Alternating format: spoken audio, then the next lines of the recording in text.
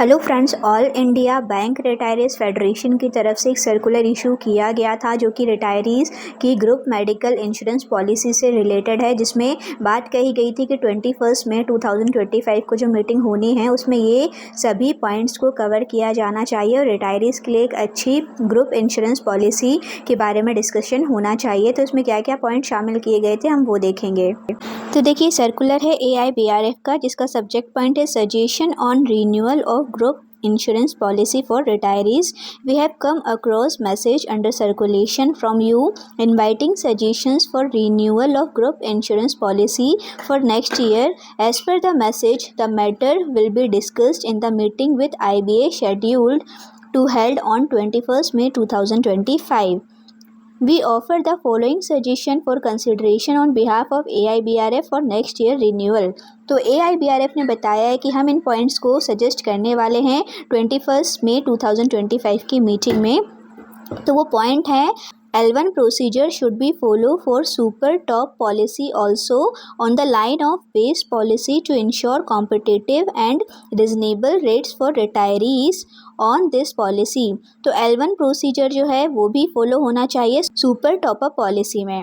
Next है cost of premium for base policy for retiree should be born by bank. तो cost of premium जो होता है base policy का, retirees का उनका बैंक के द्वारा वहन किया जाना चाहिए।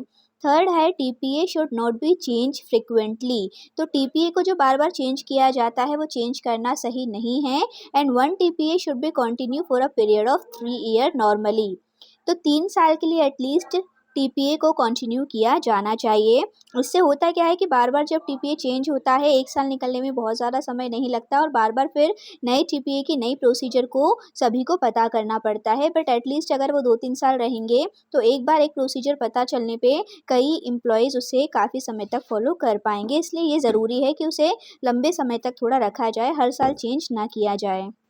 नेक्स्ट है suitable amount of domiciliary expenses reimbursement may be introduced in base policy for retirees on payment of additional premium. जो domiciliary expenses होते हैं उन्हें भी reimburse किया जाना चाहिए।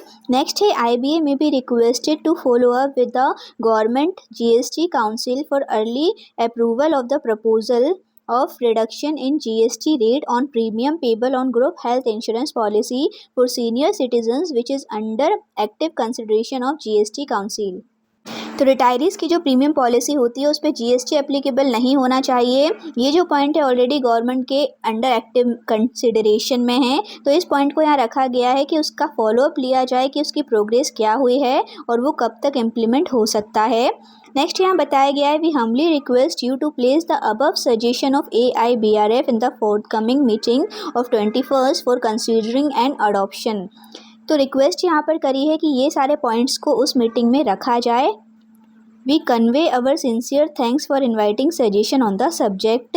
तो ये सर्कुलर रिलीज़ किया गया है AIBRF के द्वारा। अब ये जो मीटिंग लेटेस्ट यहाँ पर हो रही है उसमें ये सभी पॉइंट्स रिटायरीज़ के द्वारा रखे जाएंगे। अब उस पर IBA क्या जवाब देता है और क्या क्या पॉइंट्स को उनकी तरफ से माना जाएगा, ये मीटिंग ख़त्म होने के बाद ही पता चलेगा। ऐसी कोई इन्फॉर्मेशन जैसे ही मिलती है हम आपके साथ शेयर ज़रूर करेंगे। यदि आपने चैनल को सब्सक्राइब नहीं किया है तो ज़रूर कर लीजिएगा ताकि ऐसी सारी इन्फॉर्मेशन आपको मिलती रहे। Thank you for watching.